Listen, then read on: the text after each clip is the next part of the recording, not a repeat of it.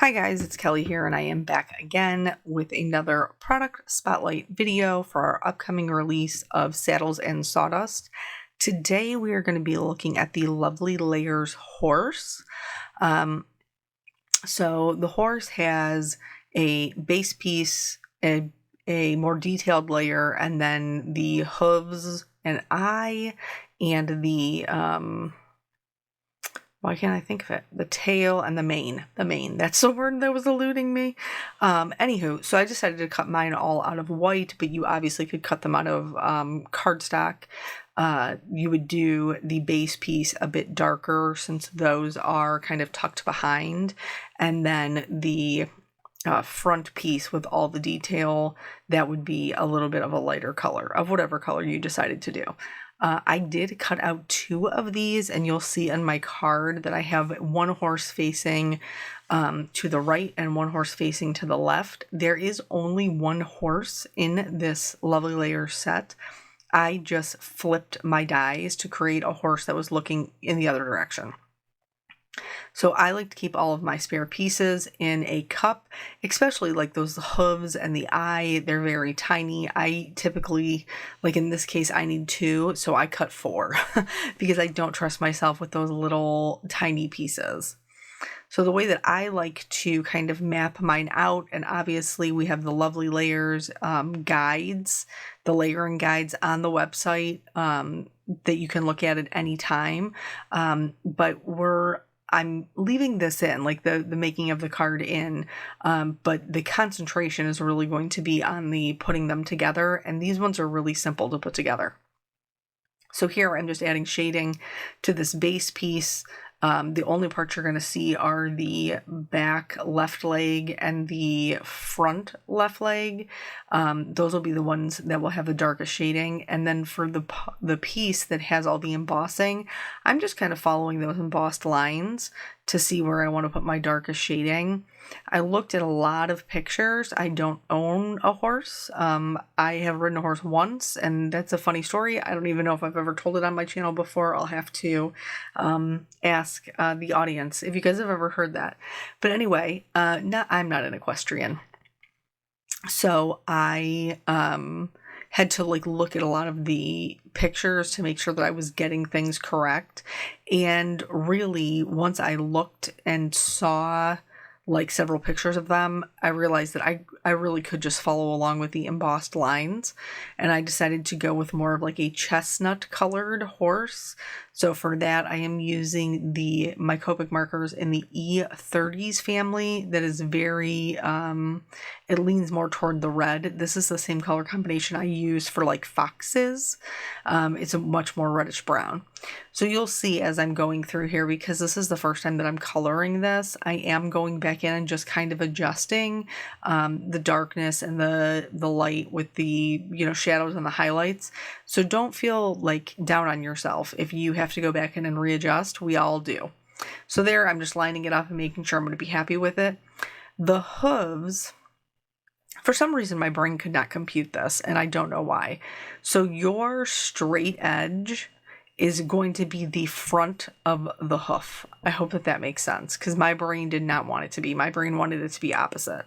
So here I've chosen a very dark brown, and I just filled in the entire hoof in the background, and then the ones in the front, I used the dark brown on the bottom, and then a lighter brown to fill it in. For the tail and the mane, I am, again, using warmer colors, but I am kind of delving into a little bit of a darker mane.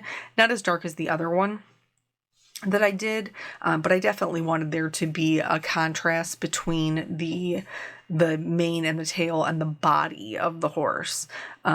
So I pretty much just added shading, kind of flicking down from where it would be tucked behind, and then up from the, where they've cut it so it looks like there would be more strands or sections hanging down.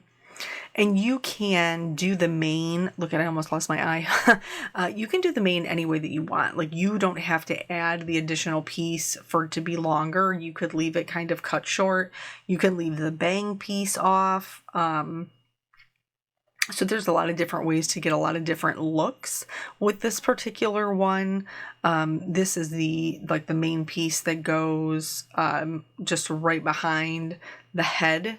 And that's what I was talking about. Like, you could just put that piece on and not have to worry about doing the extra long mane for the hair. So now in building this, like I said before, it's pretty simple to do that. I'm going to put my hoof onto my back left leg. See here how I had to readjust because I didn't think that the flat side should be in the front. I thought it should be in the back. It's not. It should be in the front. And then I'm going to go ahead and glue the front portion, like the main portion of the horse, on.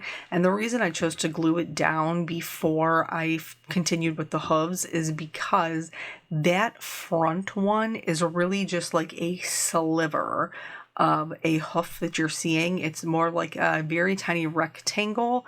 And so in order to make sure that I was going to have them in the right place, I wanted to have that glued down so I could use it as a guide to follow. So I'm going to put down the hoof on the front right leg, and then, like I said, that's going to be that whole portion is kind of holding space for where the other one will go. I used my tweezers for almost all of this, but you could also use like a gem tool, that you pick up gems with. That would work really well. Sometimes I have a hard time though getting them down, like off of the holder. So, and then the eye here, you can see I adhered it originally like vertically, and it actually should be more of a oval horizontally so that it makes sense with where the horse is looking. For the tail, I just put a little bit of glue on that top piece, and that just kind of tucks back. There is a little, I wouldn't call it a tab. There's like a little squared off section on the rear of the horse that you can see where the tail is supposed to line up. And then for the mane, I found it easier for this little piece to put glue on the back of the horse and then just kind of line it up by setting it on top of the mane and then readjusting anything I needed to do with my fingers. Same thing for this mane. I put a little bit of glue on the back, and then I went ahead and laid it down to pick up that mane, and then any adjustments that I needed to make, I just did with my fingers when I picked it up. The last piece is this little bang section, which I really think is super fun. I have a lot of ideas for this particular die. And then now, like that I'm looking at it in its entirety, I can see where maybe I need to add a little bit more depth and dimension.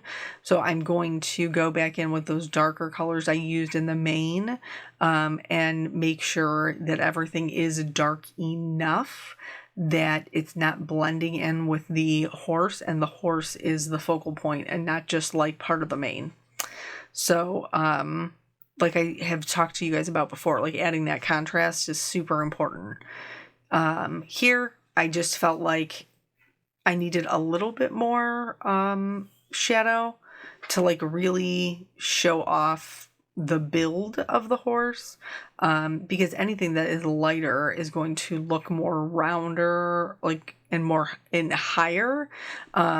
So it will be more to the front. So if you want, the muscles of the shoulder or the rear or the back to look more prevalent, you want those to be lighter. So as you can see, that's what I was kind of going for here. Again, this one here is the same horse. I've just flipped everything the other way and obviously colored it much darker.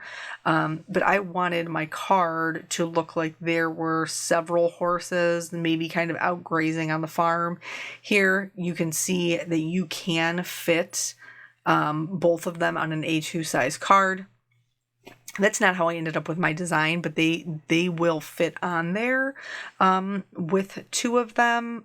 And I ended up doing a landscape card, but vertically, you can make that work too. So I just did a little bit of ink blending. I sped this up. I don't ink blend this fast. Just for like a little bit of a blue sky. And then for the like actual scene of the card, I'm going to keep it super simple. I'm just going to get my green marker, and here I'm just making sure that the grass is going to be high enough, like the line for the grass will be high enough, that my horse will be standing on it and not behind it, like it's like floating there in midair. And then I just did a really simple, like kind of hill shape in the background. I'm going to use the brighter yellow green colors in the foreground, so that it will help bring, that focus to the lovely layers. I really, really like these. They are a good size. The exact measurements will be on the Honeybee website, but that horse is about 4-ish inches. Maybe not quite 4, maybe 3.5, but it's still a very good size for a card.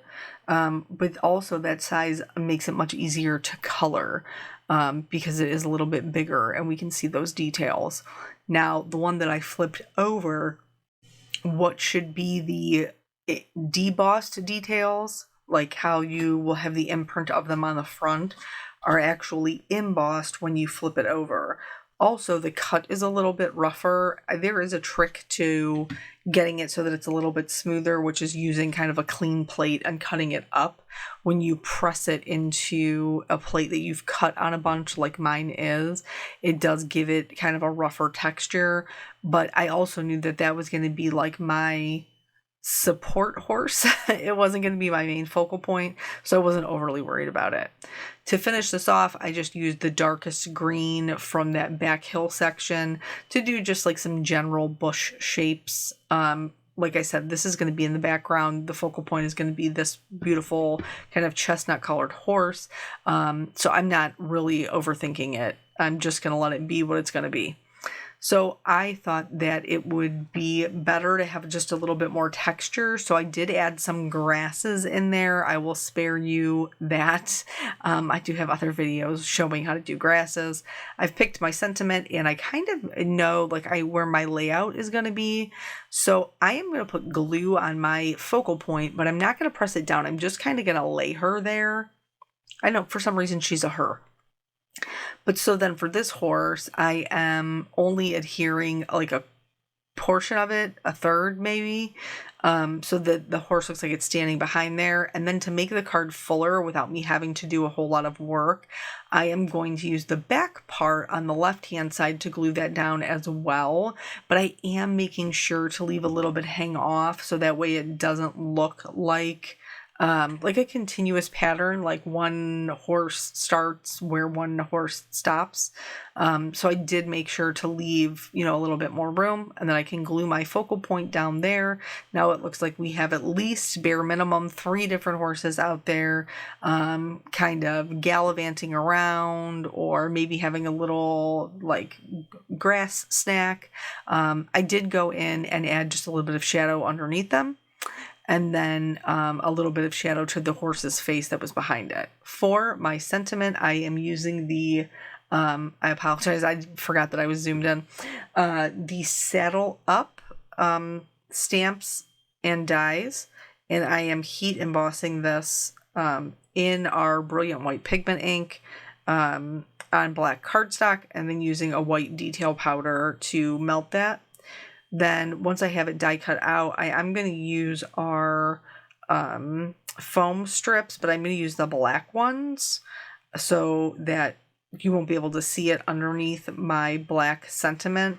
And I did have to be aware to just make sure that my foam tape didn't go all the way to the edge, because they do sit over those horses and I didn't want it to be uneven.